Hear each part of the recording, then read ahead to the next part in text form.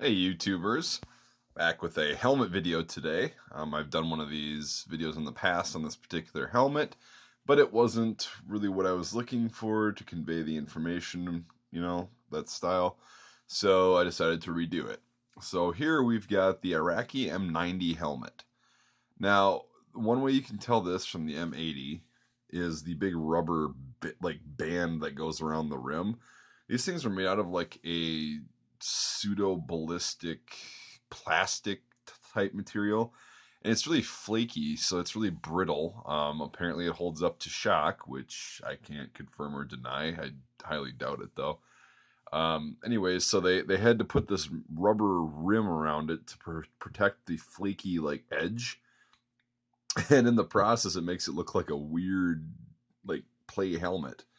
Anyways, this was the main helmet of the Iraqi military when we invaded in 2003, and these can be found on the internet still from veterans and people that have brought them back as souvenirs. Don't want them anymore. They're pretty cool. While I don't believe they'll provide any ballistic protection, they're still great souvenirs for a country that we were at conflict with. I won't say war because it wasn't declared. Anyways, so what's really cool is like the sand color. The M80 helmets came in an olive drab color. These actually came in this desert color, and they look like the US M1, which is what they were designed off of, just like the M80. But apparently, the fiberglass M80 didn't hold up very well in the first Gulf War, so they came out with this. You can see these rivets are everywhere. I'm not sure. I'm pretty sure the M80 doesn't have this many rivets. I think it's just got a couple down here for the chin strap, and it's not as like ugly as this. It's got this pitiful little like half-inch wide chin strap that's supposed to be like an M1 style. We'll get to the liner in a second. Just kind of want to show you the side view and everything like that. Um, it looks pretty much like an M1. So on the inside, they also emulated the US M1 style lining, the Vietnam era stuff, and later.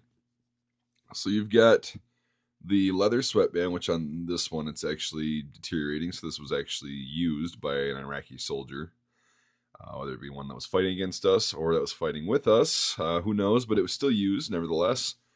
And yeah, you can see that it's got the nape strap for your neck, so it's supposed to sit sort of back like the World War II helmets were. Got the little A brackets in there that are kind of a rip off of the US, but that's where all the rivets on the outside come from, all the big screw looking things. They're just ugly as sin. That's a pretty easy way to distinguish this from an M90, or I'm sorry, an M80, besides the big rubber rim. I have another M90 that doesn't have the rubber rim, but it's easy to tell it's an M90 because of these nasty rivets. So yeah, here's the liner. It's made out of this like really cheap nylon, cotton, plasticky feeling crap.